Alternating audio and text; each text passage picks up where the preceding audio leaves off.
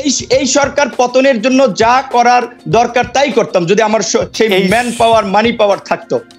এদের পতন কিভাবে ঘটানো যায় দিনে রাত্রে ধ্যানে জ্ঞানে এরকম একটা ভাবনা আমার ছিল, আমার সহকর্মীদের ছিল। তো আওয়ামী লীগ বিএনপি থাকবে না, একটা বিকল্প সরকার গঠিত হবে, এই সরকারের পতন হবে। তো তোমাদের সেখানে অবস্থান কি হবে? স্বাভাবিকভাবে সরকার বিরোধী কোনো তৎপরতার কথা যদি বলা হয় সেখানে আমাদের প্রাথমিকভাবে নৈতিক মোরাল গ্রাউন্ড থেকে দলীয় পজিশন থেকে অবস্থান থাকবে। তারপরে যখন আমি একটু শুনে আমার শেষ করতে দেন, আমি যখন বলেছি, যখন বলেছে তখন আমি বলেছি না আপনারা যেটা বলতেছেন এইটা তো মনে হচ্ছে গোয়েন্দা সংস্থার ফাঁদ, সরি এই ধরনের কোন আত্মঘাতী হঠকারী কাজে আমরা থাকবো না। জাস্ট এই পর্যন্ত যারা আমার সাথে এটা শেয়ার করেছিল আমাদের এই পর্যন্ত, যে কারণে আমাকে কোনো প্রোগ্রামে তাদের কোনো প্রোগ্রামে একটা ছবি ভিডিও ফুটেজ দেখাতে পারবে না, ইনসাফ কিংবা তার আগের প্রোগ্রাম কিংবা কোনো প্রোগ্রামে আমাকে একটাও দেখাতে পারবে না।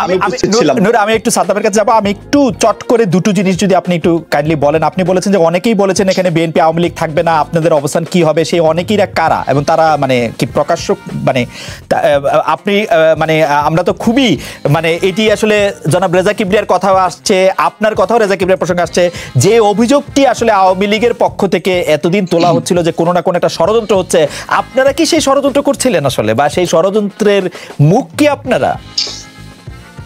খালেদ ভাই, ষড়যন্ত্র করার মতো অবস্থানে আসলে প্রকৃত অর্থে আমি এবং আমার সহকর্মীরা নেই, কারণ সবে মাত্র ছাত্র রাজনীতি শেষ করে জাস্ট জাতীয় রাজনীতিতে পা রেখেছি, উদীয়মান একটা সংগঠন তৈরি হচ্ছে। কাজী আমরা সরকারি দল না, প্রধান বিরোধী দল না, কাজী সেই ধরনের ষড়যন্ত্র করার মতো অবস্থায় কিংবা আসলে সক্ষমতা আমাদের নেই।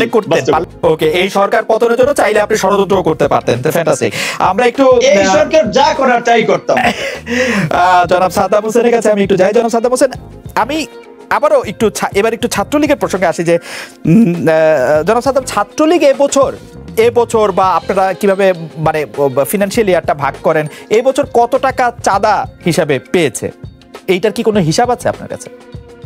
প্রথমত আমি যেটি চেষ্টা করছিলাম আজকে আমাদের আলোচনার বিষয়, আন্দোলন এবং আতাতের সঙ্গে আমার গাড়ির নাম্বারের সম্পর্কটি খোঁজার চেষ্টা করছিলাম, কিন্তু পাচ্ছিলাম না। আমি কথা বলতে বলতেই ভাবছিলাম, কফি খাচ্ছিলাম, কফি রায়ের মানে কফিটা কে দিয়ে গেছে, এটা রায়ের উৎস কি, এর সাথে সম্পর্ক আমার আসলে জানা নেই। আরেকটি বিষয়ে আমি বলতে চাই, সেটা হচ্ছে যে আজকে ডয়েচে ভেলে কিংবা একজন উপস্থাপক, এটি কিন্তু আমাদের নির্ধারণ করার সুযোগ নাই যে আসলে এই মুহূর্তে গণ অধিকার পরিষদের সদস্য সচিব কে, এবং আইনগতভাবে কিংবা তাদের যে গঠনতন্ত্র রয়েছে সেটি অনুযায়ী তিনি সদস্য সচিব না বহিষ্কৃত সদস্য সচিব, এই প্রশ্নটি কিন্তু রয়েছে, এটি কিন্তু আমাদের নির্ধারণ করে দেওয়ার কোনো সুযোগ নেই। আমরা তাকে সদস্য সচিব বলতে পারি কিনা, ঠিক আছে, এই প্রশ্নটি ভ্যালিড প্রশ্ন, এই প্রশ্নটি ভ্যালিড প্রশ্ন, অনেকেই এই প্রশ্ন করেছেন, এই প্রশ্নের জবাব নিশ্চয়ই জনাব নূর দিবেন।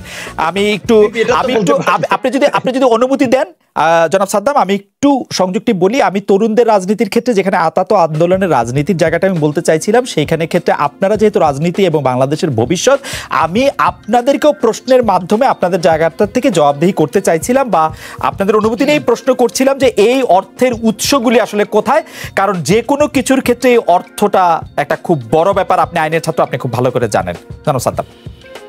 হ্যাঁ, অবশ্যই, এবং সে কারণে কিন্তু আজকে যে আর্থিক অসুস্থতার বিষয়গুলো এসেছে, এবং মানি পাওয়ারের কথা নুরুল হক নূর বলছিল, 400 কোটি টাকা ডক্টর রেজা কিবরিয়া এই কথাগুলো বলেছে। এবং এই আর্থিক অসুস্থতার বিষয় যদি বলি, তাহলে কিন্তু নুরুল হক নূরের বিরুদ্ধে আর্থিক অসুস্থতার অভিযোগের বিষয়টা কিন্তু নতুন নয়, বারবার এই অভিযোগগুলো এসেছে, এবং যখনই আপনারা তুলেছেন সাদ্দাম, না আমরা তুলিনি, আমি বলছি ডক্টর রেজা কিবরিয়া তুলেছে, এবং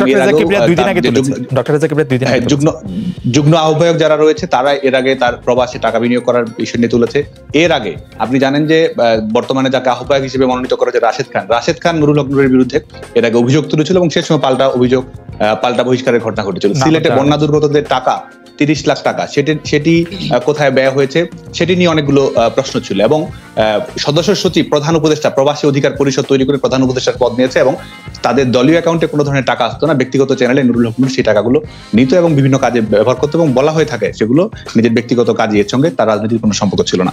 আর এবং আমরা বাংলাদেশ ছাত্রলীগের রাজনীতির সঙ্গে যারা সম্পৃক্ত রয়েছে, এটি একটি ছাত্র সংগঠন, এবং এটি স্বাভাবিকভাবে আমাদের গঠনতন্ত্র অনুযায়ী, আপনি যেহেতু গঠনতন্ত্র পড়েছেন, সেখানে আমাদের চাঁদার একটি নির্ধারিত হার রয়েছে, এবং আমাদের কাউন্সিল যখন হয়, কাউন্সিলের সময় কিন্তু আমরা যেহেতু অনেক প্রত্যাশী থাকে এই বিভিন্ন পদের বিষয়ে, সেখান থেকে আমরা কাউন্সিল ফর্ম, মনোনয়ন ফর্ম বিক্রি করে সেখান থেকে আমাদের কিছু টাকা রয়েছে। আমাদের রূপালী ব্যাংকে আমাদের একটি, জনতা ব্যাংকে আমাদের একটি অ্যাকাউন্ট রয়েছে, এবং সেখানেও কিন্তু আমাদের টাকার পরিমাণ, একটি সুনির্দিষ্ট টাকার পরিমাণ সেটি রয়েছে। আমাদের সাংগঠনিক কর্মকাণ্ড পরিচালনা করতে আমরা বাংলাদেশ ছাত্রলীগের নেতাকর্মীদের চাঁদার উপরে নির্ভরশীল থাকে, এবং শুভাকাঙ্ক্ষীরা যারা বাংলাদেশ ছাত্রলীগের সাবেক নেতৃবৃন্দ রয়েছে তাদের কাছেও আমরা অনেক সময় এই বিষয়ে সহযোগিতা গ্রহণ করে থাকি।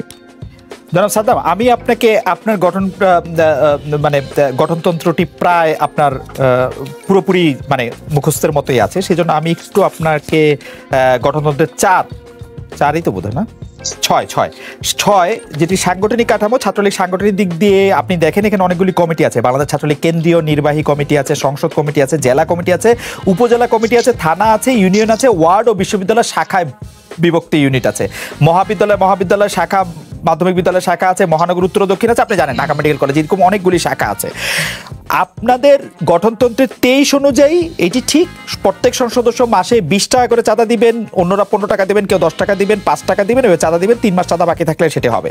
কিন্তু আপনি যদি 25 খেয়াল করেন, আপনি দেখবেন যে এখানে একটি তহবিল বলে একটি ব্যাপার আছে, যেটি হচ্ছে 25-এর খ, যেটি আপনাকে অ্যালাউ করে, আপনার সংগঠনকে অ্যালাউ করে চাঁদা, এককালীন অনুদান, সদস্যের চাঁদা, ছাত্রলীগ কর্তৃক প্রকাশিত বিভিন্ন পুস্তকাদির বিক্রয় অর্থ ইত্যাদি তহবিল সংগ্রহের ক্ষমতা প্রত্যেক শাখারই আছে। আমি সেখান থেকে জানতে চাইছিলাম আপনাদের প্রত্যেক শাখা যে এই চাঁদাগুলি গ্রহণ করে বিভিন্ন জায়গা থেকে আঞ্চলিকভাবে, কারণ যে যেভাবে পারে সে এটা করতে পারবে, সেটি কেন্দ্রীয়ভাবে আপনাদের জানায় কিনা, সেটির কোনো অডিট হয় কিনা, সেটির কোনো হিসাব আছে কিনা, এই বছর আপনারা কত টাকা চাঁদা পেয়েছেন? দেখুন, আমাদের যে ব্যাংক অ্যাকাউন্ট রয়েছে সেখানে 20 লাখ টাকার মতো রয়েছে, এবং আমাদের যে এই টাকাগুলোর চিকিৎসা তহবিলের বিষয় কিন্তু আমাদের যে মূল তহবিল রয়েছে ছাত্রলীগ কর্মীদের চিকিৎসার সহায়তার বিষয়ে আমাদের গঠনতন্ত্রে সুস্পষ্ট উল্লেখ থাকে।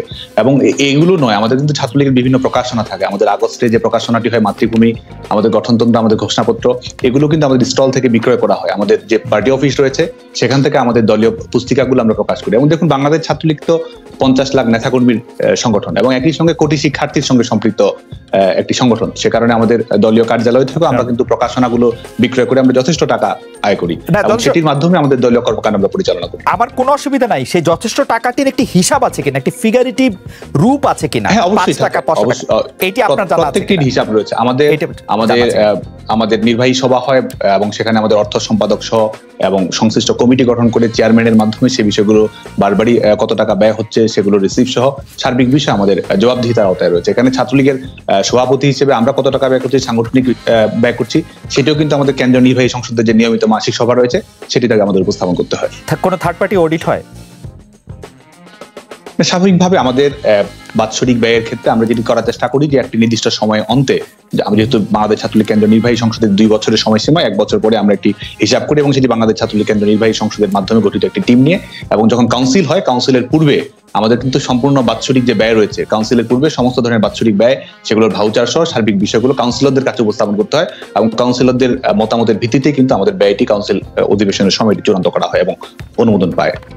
জনাব সাদ্দাম, আপনাকে ধন্যবাদ। আমি এইবার একটু দ্রুত করে জানতে চাইছি জনাব নূর, যে অভিযোগ আসলে জনাব সাদ্দাম হোসেন তুললেন সেই অভিযোগটা কিন্তু অনেকটা এরকম, এবং আমাদের রিসার্চ টিমও কিন্তু এরকম অভিযোগ করছে, দলের আয় ব্যয়ের হিসাব স্বচ্ছতা নিয়ে যারাই কথা বলেছে তারা আপনার বৈরিতার শিকার হয়েছে। এর আগে সর্বসম্মত দায়িত্ব দেওয়া অর্থ সম্পাদককে আপনি সরিয়েছেন, বলা হচ্ছে নিজের অনুগত একজনকে সেই পদে বসিয়েছেন।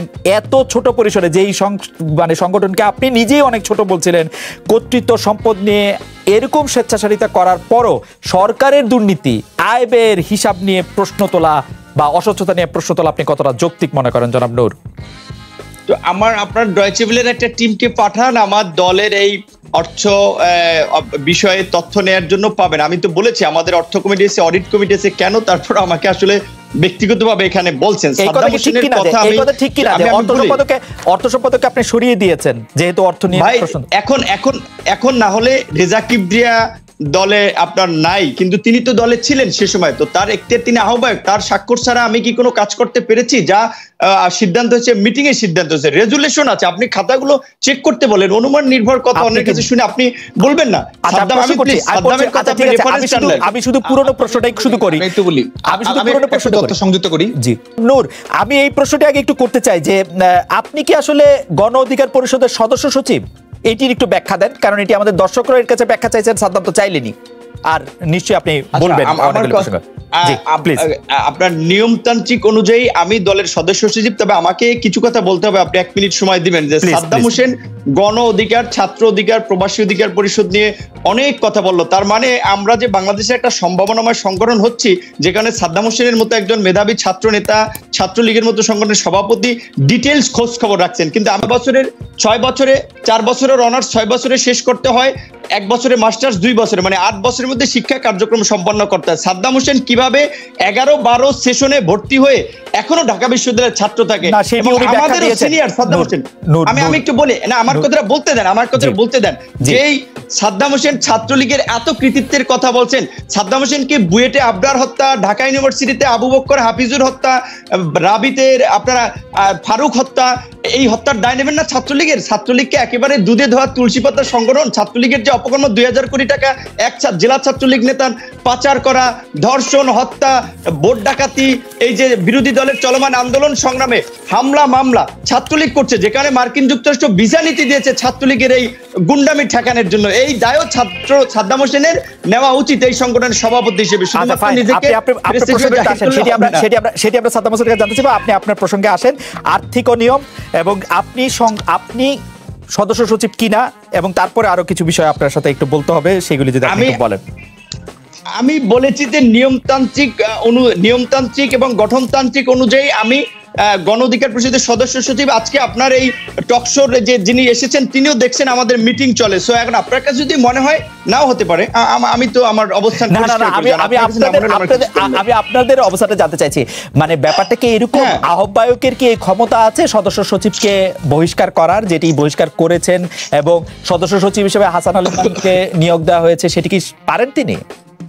হাসান আল মামুন আহ্বায়ক রয়েছেন। দেখেন আপনি একটা বিষয়, আপনি তো এই সমস্ত বিষয়গুলো ভালো জানেন, আইন এবং এই ঘটনাগুলো।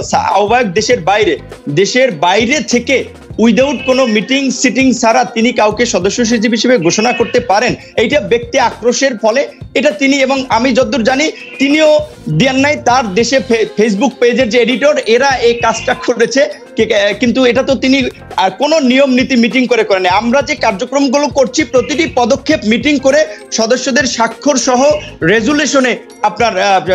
রেজুলেশন করে। সো কিভাবে আমাদের কার্যক্রম অবৈধ হয়?